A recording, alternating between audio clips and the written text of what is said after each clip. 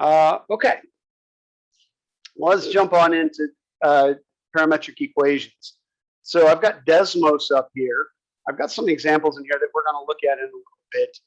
Basically, the idea behind parametric equations is, what happens is in 2D or in 2 dimensions in the XY plane, we end up with any separate equations for X and Y in terms of some third parameter, in this case T, hence the name parametric equations.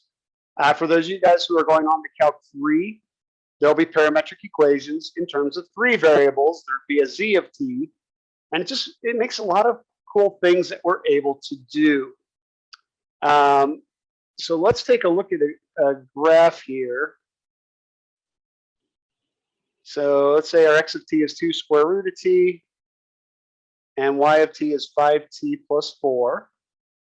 And to put these in Desmos, all you got to do is move that towards the top.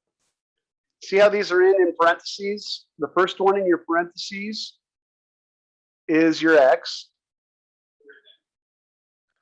And actually, let's use T. You can actually use any letter you want, but I just want to be consistent. And 5T plus 4. Now notice I only get a segment of the graph. This is something that I can't emphasize enough with parametric equations. You got to give a range on the parameter to create the graph. So for instance, if I say I'm going to let T go from -1 to 1, I get a little bit more of the graph. If we go up to 4, actually negatives won't give much of this because of the square root of T. So let's put that back at 0.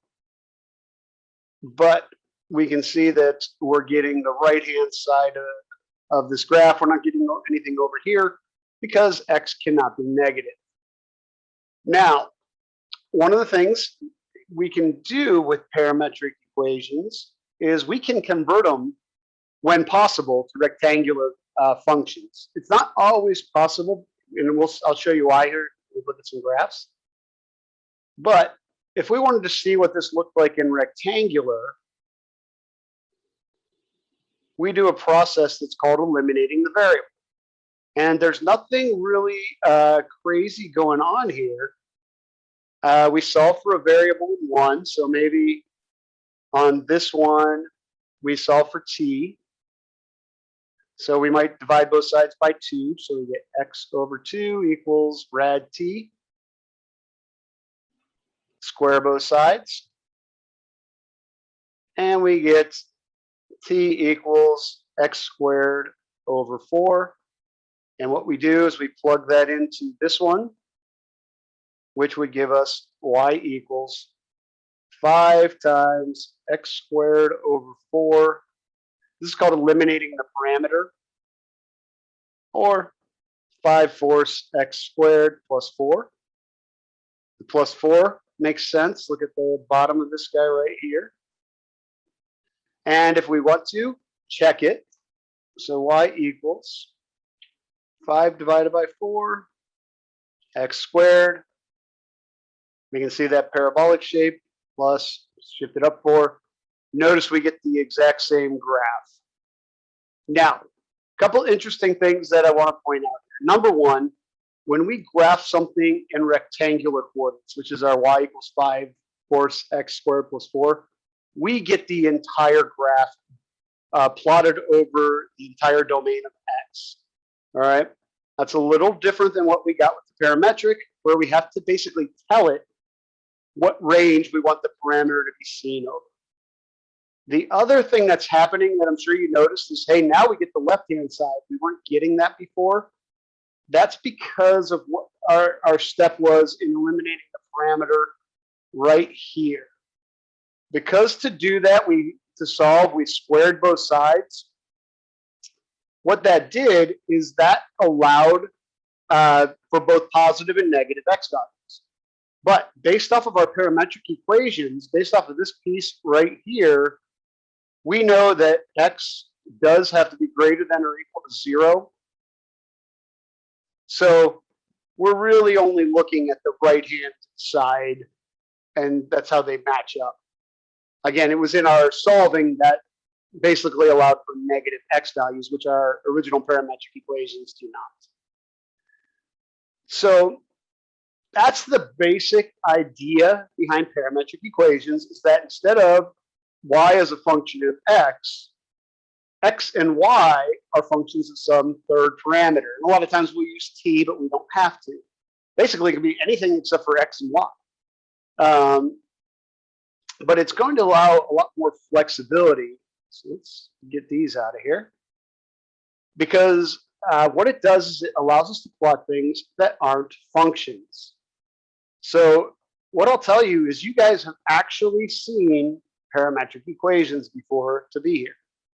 They may not have been called parametric equations, but you've seen the parametric equations x equals cosine of t, y equals sine of t in trigonometry, which creates our unit circle. Okay, a circle with radius 1. These are parametric equations because x and y are being defined in terms of some third parameter. And what's really cool about this is now we have a way of plotting something that's not a function, right? This does not pass the vertical line test. If we drop vertical lines in there, they're going to hit in more than 2 places. So the way I always like to explain it is when, functions are great. The nice thing about functions is every input has a unique output, and we're guaranteed that. The downside is because of that requirement, we're restricted to graphs that must pass the vertical line test. Well, what if we want to graph a circle? There's going to be a lot of things that we want to plot that are not going to pass the vertical line test. So how do we do that? Well, parametric equations is one of those ways. It's, I always like to use the matrix analogy. It's kind of like when we're plotting functions, we're in the matrix because we're under a set of rules. Well, once we go to parametric equations, that set of rules is off. As I'm talking about this, I'm just kind of introducing them very generally. If you guys have any questions, let me know. We'll start to dive into some stuff here a little bit more mathematically in a second, but I just want to show you some interesting things on the graphs. And guys, you can plot these in your graphing calculator. If you go into mode and change function to parametric, if I can get it to change. All right, how about this? Enter. So now it's on parametric. So now when I go to my y equals, it'll take in a y1 and a y2. And if I go to the window, this t step, or sorry, the t min and t max, that's the t range. So right now it's set to go 0 to 2 pi. So, if you wanted, to do sine, if we want to do the unit circle in here, okay, sine. So you do have the ability, now it's not circular because the way it's zoomed, if we do a zoom square, we should get a bit more circular shape. Zoom in on that. Just one other thing that you can do. If you wanted to try and figure out what limits make sense, this is another way of playing with it. Like I said, right now it's 0 to 2 pi, but if you wanted to see, okay, well, what happens if I do 0 to pi? Putting in pi is probably would have been quicker. That gives me the left-hand side of the circle.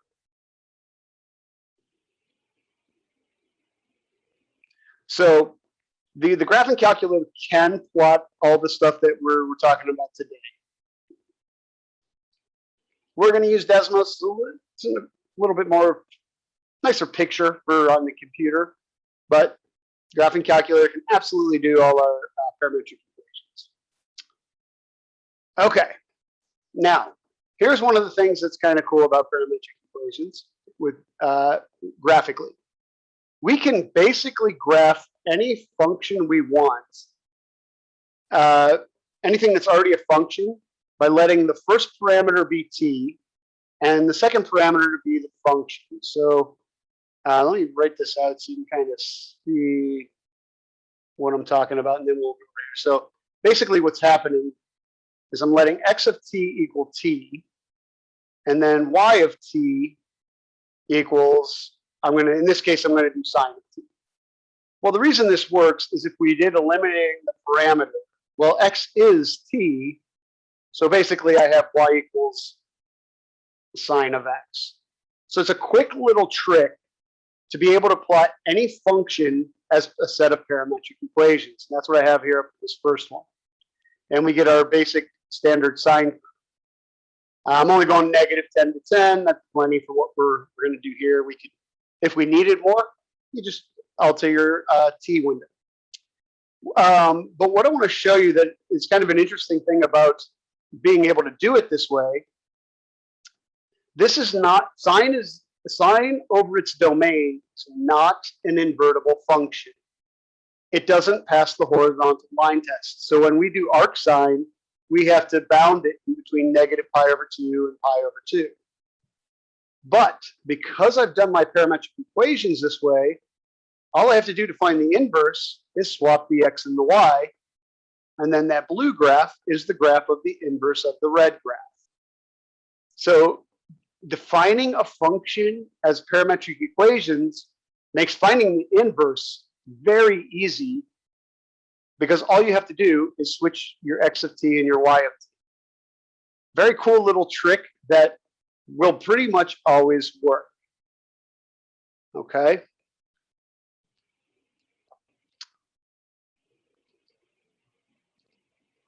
Let's see. Let's look at some interesting graphs. All right, so this is kind of cool. So this is 3 sine of 5t, 3 sine of 3t. Things that, again, we can't graph this in rectangular. So let's see what happens as we move b along. We get more and more of the graph until it starts repeating itself. So at this point, you're not seeing anything else drawn. It started repeating itself.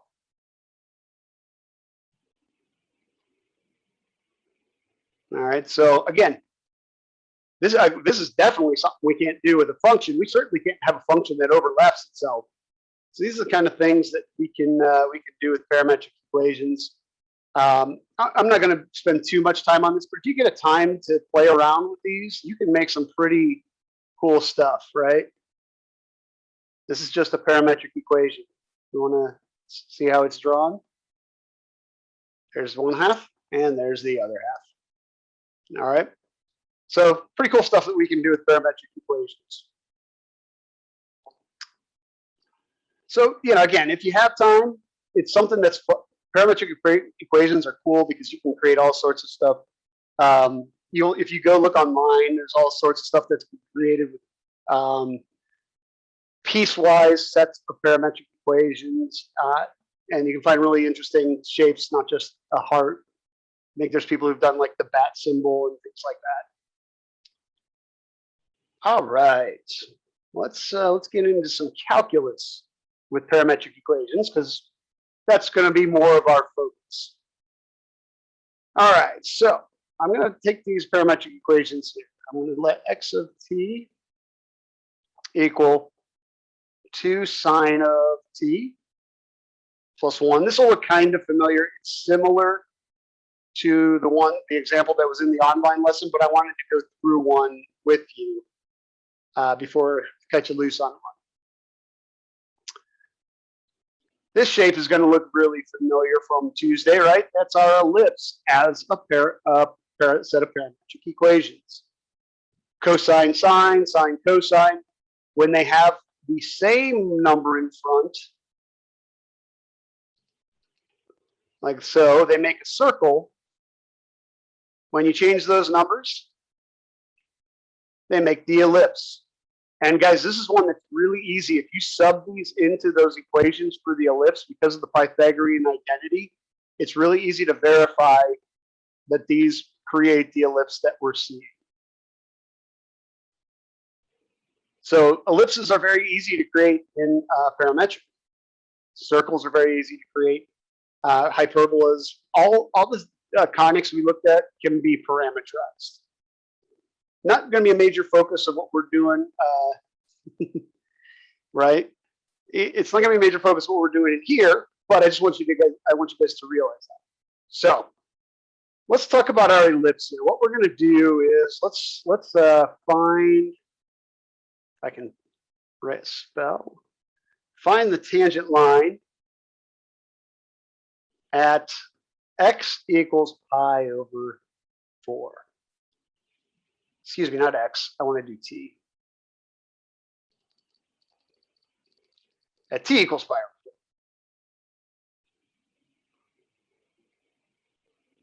Now, if we want to know where that is on our circle, let's just put it in as one of our limits. All right. So when we're at 0, we're starting at 0, 3, so up here. So our tangent line is going to come in right at about that point right there. Okay. And we know what a tangent line should look like, so we'll plot it at the end to make sure it works out. All right. Well, let's talk about what we need. We're going to be plotting this tangent line in the xy plane. So we need to find dy dx.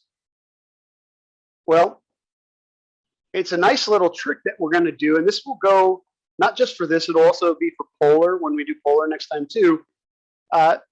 Dy dx, well, we can do dy as dy dt and x as dx dt, because if we think about dividing fractions, we flip the bottom and multiply and the dt's cancel out, right? This would be dy dt. This is basically from our chain rule, dt dx. All right, so that's basically what's going on there. This all of a sudden makes things quite a bit easier to deal with. So that means we need, from our functions, well, we have x equals 2 sine t plus 1. So dx dt equals the derivative of this, which is -2 cosine of t. Y equals 3 cosine of t. So dy dt is 3 sine t. Dy dt goes on top. -3 sine of t over 2 cosine of t. This can be simplified, but you don't have to. We're doing this t equals pi over 4, excuse me. This is a different example. We're going to evaluate this at t equals pi over 4. So we get -3 times rad 2 over 2 over 2 times rad 2 over 2. How nice, those cancel. And there's our -3/2. That is going to be the slope of our tangent line. Remember, tangent line needs 2 things, slope and a point that it goes through. Well, where are we going to find the point that it goes through? We're going to plug pi over 4 into our original parametric equations. So x of pi over 4 equals 2 times rad 2 over 2 plus 1. Those will cancel out, and we get rad 2 plus 1. And y of pi over 4 equals -3 times rad 2 over 2, which not much simplifying we can do there, -3 rad 2 over 2. So basically our m is -3/2, the point we need to go through. It's not pretty, but it's a point. And rad 2 plus 1, comma negative rad 3 times 2 over 2. And I'm just going to do this in point slope form. I'm not going to kill myself on it. So y plus 3 rad 2 over 2 equals -3/2 times x minus rad 2 plus 1. And now to plot it, I will have to move this term over to the other side. So I subtract that off of both sides. But I'm going to leave it in this form. This is a tangent line. And it's going to be something that we're going to cover later this semester, things in this, tangent lines in this form, called Taylor polynomials. Very cool topic that is a lot of fun and has a lot of cool applications. There's our tangent line. Again, not pretty, but completely plottable. So let's see how we did. So this will be cool. We can kind of see the graph moving around as we put things in. So minus 3/2 times x minus square root of 2. Okay, we're not quite there yet. Slope looks good. Plus 1. Well, slope looks good, but we need to shift it. So minus root of 2.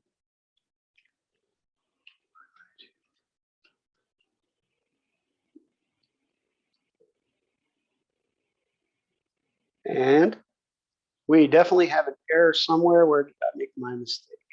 Oh, right here, my y of t. That makes it easy. Y of t was positive 3. I was thinking the negative. Jeez. Sorry, guys. Let's get rid of the negative. The negative. That'll make this negative. And guys, you know, I never want to make mistakes in here, but when you guys can learn from my mistakes, it's even better. How did I catch my mistake? By plotting it. I plotted it and said, whoa, something's off. And I can go back and I can fix it. All right, let's see what shifting this thing up does.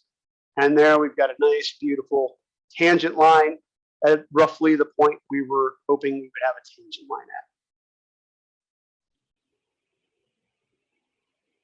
Questions about that? About how to, take the derivative, find the tangent line. And Desmos is great for plotting parametric equations with rectangular equations. Okay. Then let's just do one more thing before I cut you loose, and that's just because, hey, we found the first derivative. Let's find the second derivative. The derivation is in the lesson, so I won't bore you with that.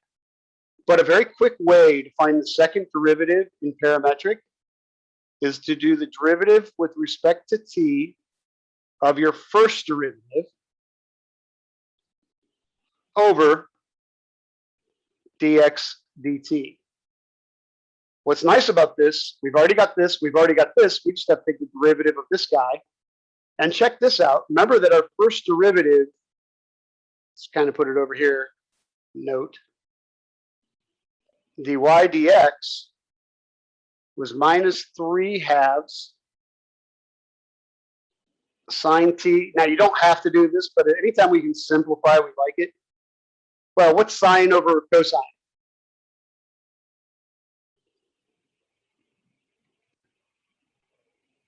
Very nice. It's tangent. So minus 3/2 tangent of t. So to get our second derivative, basically we're doing the derivative with respect to t of tangent of t over dx dt, which we have right here. So over 2 cosine of t. Oh, and I forgot the negative 3/2. Wow.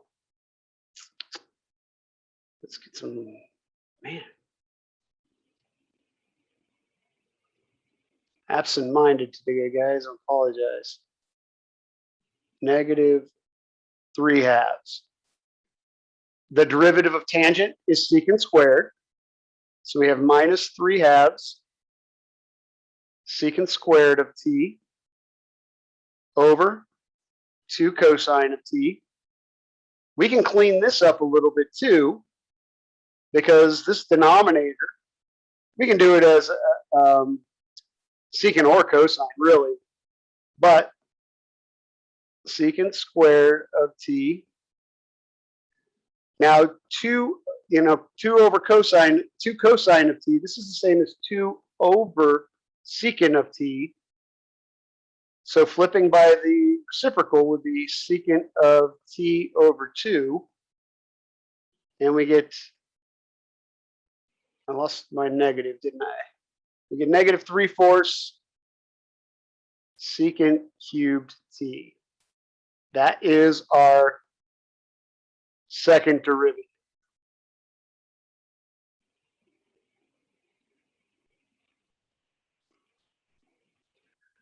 Again, it's in terms of t, but that's okay.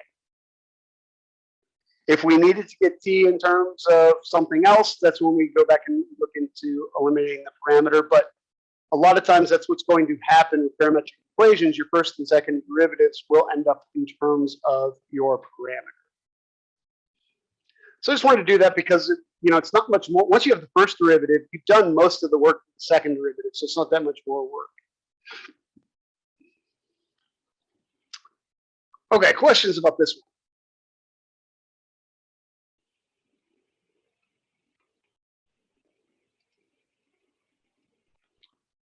All right, so what we're going to do next, I'm going to have you guys work on a worksheet.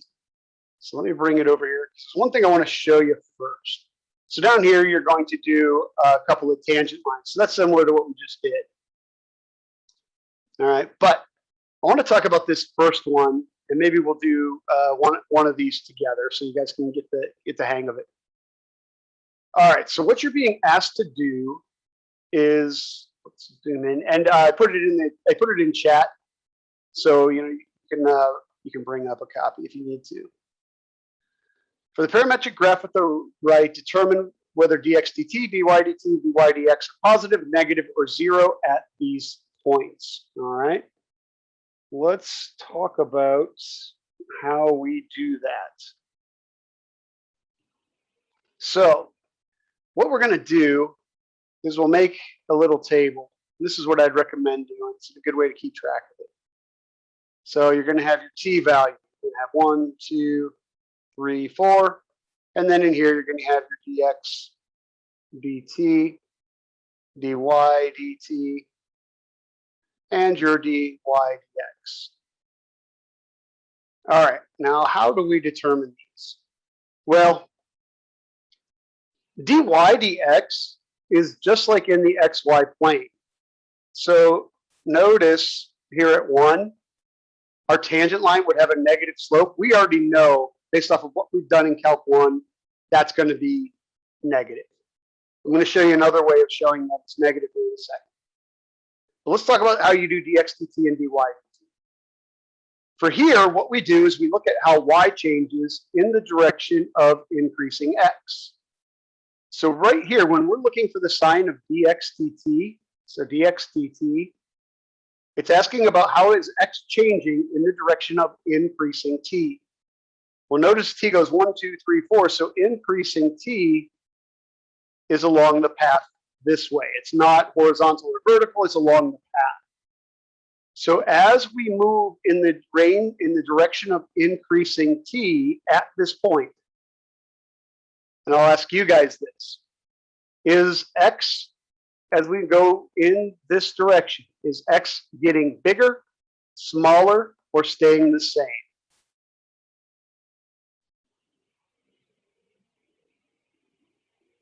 So we got one vote for each. And think about it, we're going in this direction, right? The direction of the arrow, so it's getting a little messy here, which is in the direction of increasing x. There we go, very good, guys. X is getting bigger, which would mean that our derivative at that point would be positive. Questions about that?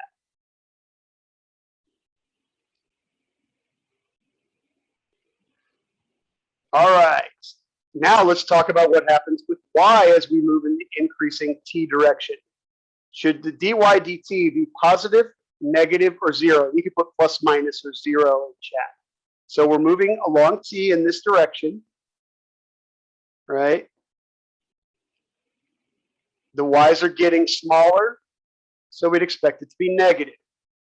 Now remember, we can think of dy dt as being we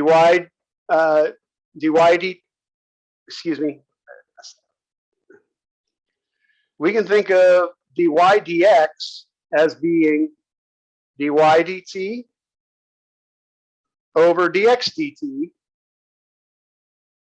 So we're doing a positive divided by a negative, excuse me, a negative divided by a positive, which is negative. So the fact that we saw this was already negative checks out from our words here. All right. What I'm going to have you guys do in your groups, fill in the rest of this table, and then go on to number 2. I gave you there. You're going to have a little bit harder functions to find the derivatives of, but we've got some time to do this. I just want you to take your time, get your derivatives, create the tangent line. You can completely use Desmos to do this. And what you can do, let me show you how you might want to do this if you decide to use Desmos. So if we're going to use Desmos for this guy, which I highly recommend, it's a pretty cool program. Let's turn those off. What we can do is we can actually let R be a slider. So what we'll do is we'll let R t minus sine of t. And see where it says add slider, we'll put R in as a slider. And comma R, can't remember what the other equation is, times 1 minus cosine of t. And that's the beginning of our cycloid. And you can kind of see what happens as R gets bigger and smaller. Let's get some size here and do a step. Let's start this way and start at 0. Okay. All right. Those equations in right. Let's see.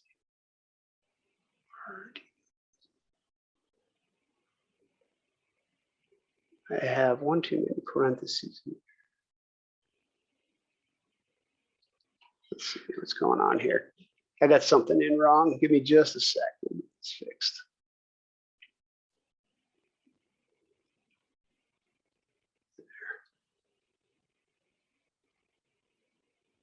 Oh, no, now I've got it messed up. There.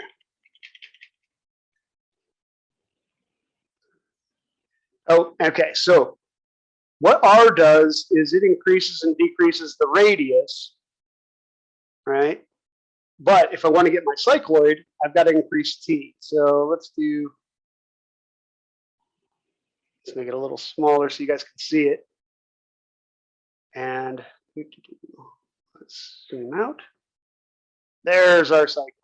And now as I increase this, and this is something, again, you guys can play around with. It's kind of cool. Oh, got a bad.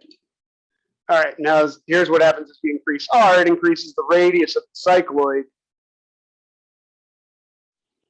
And the parameter is how many cycles you're getting, okay? So you can actually put it in terms of R in Desmos, and you can actually put in your derivative in terms of R in Desmos if you'd like. But what you're going to find is if you want to check your answer, you could always set R to be a constant value, say something simple, something small like 2. And then you can plot your tangent line with it to make sure it checks out, okay? So you can check it the exact same way that I did. So you can catch if you have any mistakes like I had.